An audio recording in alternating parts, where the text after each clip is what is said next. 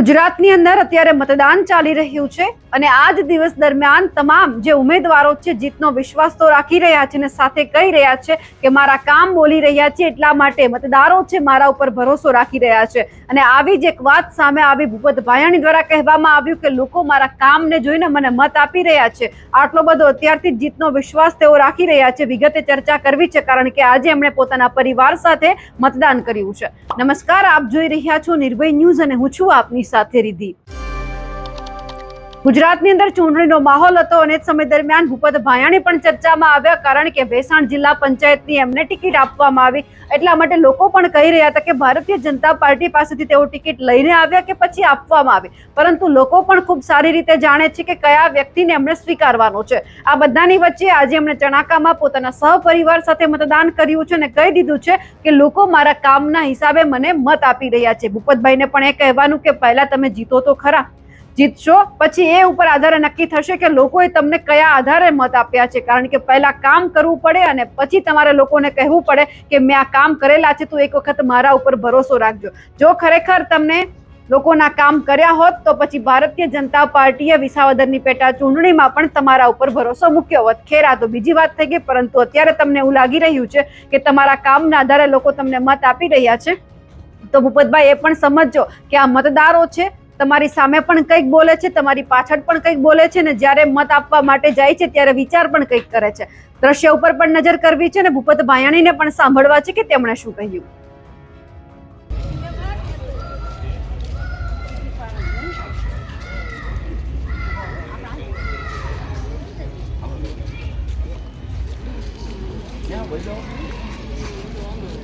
હાલો આવી જાઓ।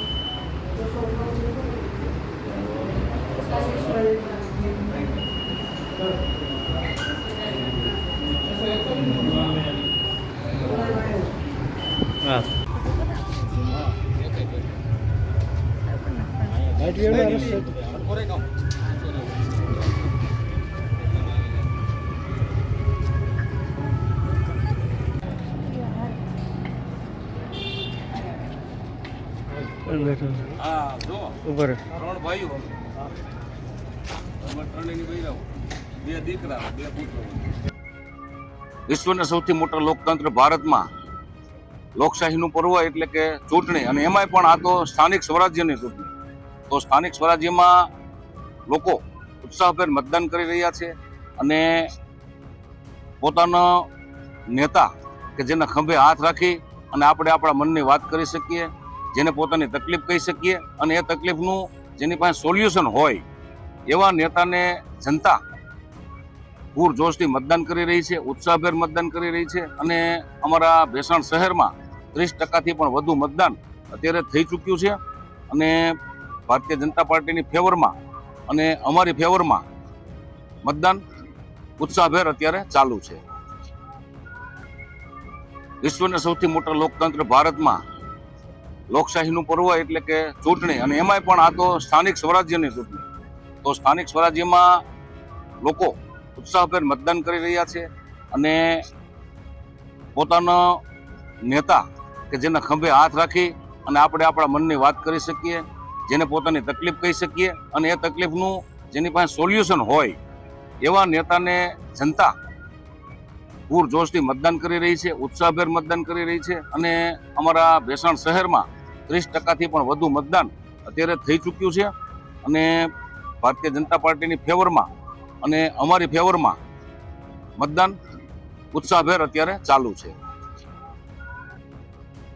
ભૂપત ભાયાણી અત્યારથી કહી દીધું છે કે મારા કામના આધારે મને મત આપવામાં આવી રહ્યો છે, તો આશા પણ એ જ રાખીએ કે આવતા સમય જ્યારે તમે જીતો અને તમે જ્યારે ભેસાણ જિલ્લા પંચાયતના ઉમેદવાર છો અને પછી ક્યાંક તમે નેતા બની જાઓ તો એક વખત લોકોના કામ પણ કરજો, ક્યાંક પક્ષ પલટો હવે ના કરતા, નહીંતર લોકો હવે આના પછી તમને નહીં સ્વીકારે. ભૂપત ભાયાણીએ જે વાત કરી છે તેમને લઈ આપ શું માનો છો કમેન્ટ કરીને ચોક્કસથી જણાવજો.